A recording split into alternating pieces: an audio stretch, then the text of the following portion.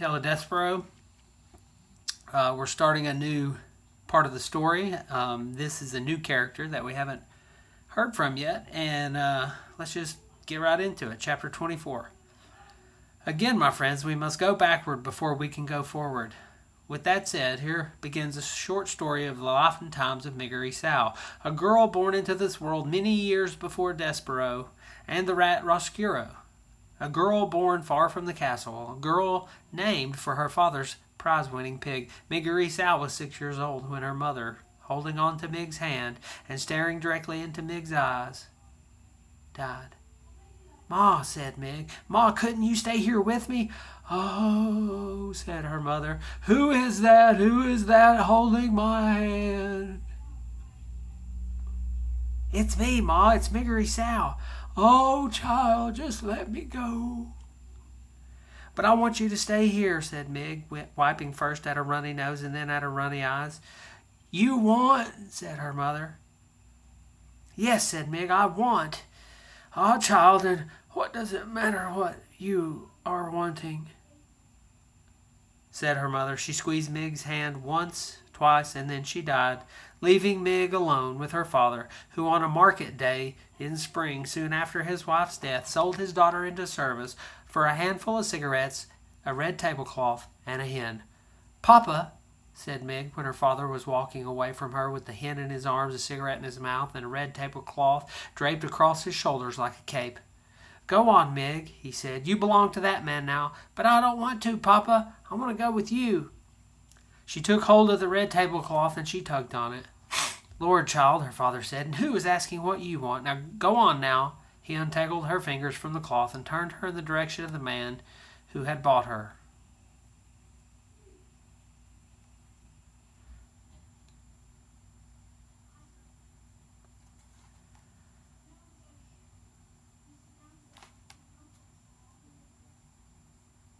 Hang on. This tablet's acting funny. Mig watched her father walk away, the red tablecloth billowing out behind him. He left his daughter, and, my friends, as you know already, he did not look back, not even once. Can you imagine it? Can you imagine your father selling you for a tablecloth, a hen, and a handful of cigarettes? Close your eyes, please, and consider it just for a moment. Done. I hope that the hair on the back of your neck stood up as you thought of Mig's fate and how it would be if it were your own. Poor Mig. What will become of her? You must. Frightened though you may be, read on. You must read on and see for yourself, my friends. It is your duty.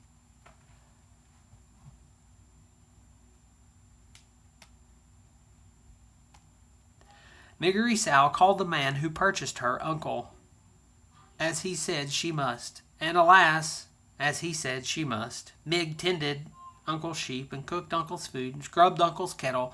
She did all this without a word of thanks or praise from the man himself.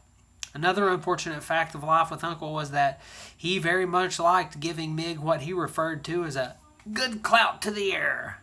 In fairness to Uncle, it must be reported that he did always inquire whether or not Mig was interested in receiving the clout to the ear. Their daily exchanges went something like this. "Uncle," this is Uncle talking, "I thought I told you to clean the kettle." "I cleaned it, Uncle. I cleaned it good." "It's filthy. You'll have to be punished, won't you?" "Oh, Uncle, but I cleaned the kettle." "Are you saying me's a liar, girl?" "No, Uncle." "Do you want a good clout to the ear, then?" No, thank you, Uncle, I don't." Alas, Uncle seemed to be as entirely unconcerned with what Mig wanted as her mother and father had been. The discussed clout to the ear was always delivered. Delivered, I'm afraid, with a great deal of enthusiasm on Uncle's part, and received with absolutely no enthusiasm at all on the part of Mig. These clouts were alarmingly frequent, and Uncle was scrupulously fair in paying attention to both the right and left side of Miggery Sow. So it was that after a time the young Mig's ears came to resemble not so much ears as pieces of cauliflower stuck to either side of her head. And they became about as useful as to her as pieces of cauliflower. That is to say that they all but ceased their functioning as ears. Words for Mig lost their sharp edges, and they lost their edges altogether and became blurry, blankety things that she had a great deal of trouble making any sense out of at all. The less Mig heard, the less she understood. The less she understood, the more things she did wrong. And the more things she did wrong, the more clouts to the ear she received, and the less she heard. That's what's known as a vicious cycle, and Miggery Sal was right in the center of it. Which is not, my friends, where anybody would want to be. But then, as you know, what Miggery Sal wanted had never been much of concern to anyone. Chapter 26. When Mig turned 7 years old, there was no cake, no celebration, no singing, no present, no acknowledgement of her birthday at all, other than Mig saying, "Uncle, today I'm 7 years old." And Uncle saying in return, "Did I ask you how old you were today? Get out of my face before I give you a good clout to the ear." A few hours after receiving her birthday clout to the ear, Meg was out in the field with Uncle Sheep when she saw something glittering and glowing off on the horizon. She thought for a moment that it was the sun, but she turned and saw that the sun was in the west, where it should be, sinking to join the earth. This thing that shone so brightly was something else. Meg stood in the field and shaded her eyes with her left hand and watched the brilliant light draw closer and closer and closer until it revealed itself to be King Philip and his Queen Rosemary and their daughter, the young Princess P. The royal family was surrounded by knights in shining armor and horses in shining armor, and atop each member of the royal family's head there was a golden crown, and they were all, the king and queen and the princess, dressed in robes decorated with jewels and sequins that glittered and glowed and captured the light of the setting sun and reflected it back. "Gore!" breathed Mig. The Princess P was riding on a white horse that picked up its legs very high and set them down very daintily. The P saw Mig standing and staring, and she raised a hand to her. "Hello," the princess called out merrily. "Hello," and she waved her hand again. Mig did not wave back. Instead, she stood and watched, open-mouthed, as the perfect, beautiful family passed her by. "Papa," called the princess to the king, "what is wrong with the girl? She will not wave to me." "Never mind," said the king. "It is of no consequence, my dear. But I am a princess, and I wave to her. She should wave back." Mig, for her part, continued to stare. Looking at the royal family had awakened some deep and slumbering need in her. It was as if a small candle had been lit in her interior, sparked to life by the brilliance of the king and the queen and the princess. For the first time in her life, my friends, Mig had hope. And hope is like love, a ridiculous, wonderful, powerful thing. Mig tried to name this strange emotion. She put a hand up to touch one of her aching ears, and she realized that the feeling she was experiencing, the hope blooming inside of her, felt as exactly the opposite of a good clout. Okay, here's a picture. Let's see if you can check this out. Here is Mig staring at the princess and the king and the queen as they drive by. She smiled and took her hand away from her ear. She waved to the princess. "Today is my birthday," Mig called out. But the king and the queen and the princess were now too far away to hear her. "Today," shouted Mig, "I'm 7 years old."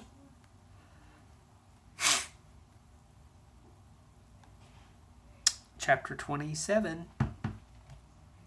That night, in the small, dark hut that she shared with her uncle and the sheep, Mig tried to speak of what she had seen. "Uncle," she said. "I saw some human stars today." "How's that?" "I saw them all glittering and glowing, and there was a little princess wearing her own crown and riding on a little white tippy-toed horse." "What are you going on about?" said Uncle. "I saw a king and a queen and an itty-bitty princess," shouted Meg. "So?" shouted Uncle back. "I would like," said Mig shyly. I wish to be one of them princesses. Har! Laughed Uncle. Har! An ugly, dumb thing like you ain't even worth the enormous lot I paid for you. Don't I wish every night that I had back that good hen and that red tablecloth in place of you? He's a pretty nasty guy. I don't like him. He did not wait for Mig to guess the answer to this question. I do, he said. I wish it every night. That tablecloth was the color of blood. Them hen could lay eggs like nobody's business. I want to be a princess, said Mig. I want to wear a crown. A crown? Ha! Laughed Uncle. She wants to wear a crown. He laughed even harder. He took the empty kettle and put it atop his head. Look at me, I'm a king. See my crown, I'm a king, just like I always wanted to be. I'm a king because I want to be one. He danced around the hut with the kettle on his head. He laughed until he cried, and then he stopped dancing and took the kettle from his head and looked at Mig and said, Do you want a good clap to the ear for such nonsense? No, thank you, Uncle, said Mig. But she got one anyway. Look here, said Uncle, after the clout had been delivered. We will hear no more talk of princesses. Besides, whoever asked you what you wanted in the world, girl? The answer to that question, my friends, as you well know, was absolutely no one. Years passed. That is chapter 28. Years passed. Mig spent them scrubbing the kettle and tending the sheep and cleaning the hut and collecting innumerable, uncountable, extremely painful clouts to the year. In the evening, spring or winter, summer or fall, Mig stood in the field as the sun set, hoping that the royal family would pass before her again. Gore! I would like to see that little princess another time, wouldn't I? And her little pony, too, with its tippy-toed feet. This hope, this wish, that she would see the princess again was lodged deep in Mig's heart. Lodged firmly right next to it was hope that she, Miggery Sow, could someday become a princess herself. The first of Mig's wishes was granted in a roundabout way when King Philip outlawed soup. The king's men were sent out to deliver the grim news and to collect from the people of the kingdom of Dor their kettles, their spoons, and their bowls. My friends, you know exactly how and why this law came to pass. So you would not be as surprised as Uncle was when one Sunday a soldier of the king knocked on the door of the hut that Mig and Uncle and the sheep shared and announced that soup was against the law. How's that? Said Uncle. By royal order of King Philip, repeated the soldier. I am sent here to tell you that soup has been outlawed in the kingdom of Dor. You will, by order of the king, never again consume soup, nor will you think of it or talk about it, and I, as one of the king's loyal servants, am here to take from you your spoons, your kettle, and your bowls. But that can't be, said Uncle. Nevertheless, it is. Well, what'll we eat? What'll we eat it with? Cake, suggested the soldier, with a fork. And wouldn't that be lovely, said Uncle, if we could afford to eat cake?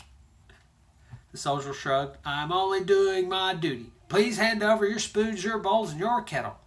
Uncle grabbed hold of his beard. He let go of his beard and grabbed the hair of his head. Unbelievable, he shouted. I suppose next the king will be wanting my sheep and my girl, seeing as those are the only possessions I have left. Do you own a girl? Said the soldier. I do, said Uncle. A worthless one, but still she's mine. Ah, said the soldier, that, I'm afraid, is against the law too. No human may own another in the kingdom of Dor. But I paid for her fair and square with a good laying hen and a handful of cigarettes and a blood-red tablecloth. No matter, said the soldier. It is against the law to own another. Now you will hand over to me, if you please, your spoons, your bowls, your kettle, and your girl. Or if you choose not to hand over these things, then you will come with me to be imprisoned in the castle dungeon. Which will it be? And that is how Miggery Sal came to be sitting in a wagon full of superlated items next to a soldier of the king. Do you have parents? Said the soldier. I will return you to them. Huh? Ma! Shouted the soldier. Dead, said Mig. Your pa! Shouted the soldier. I ain't seen him since he sold me. Right, I'll take you to the castle then. Gore, said Mig, looking around the wagon in confusion.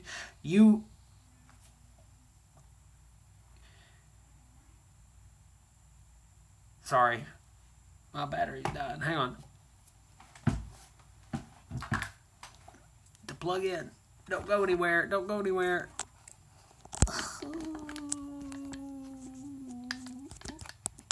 Can't get it to go. We're about to... This is the best part. Sorry. I had to plug you up.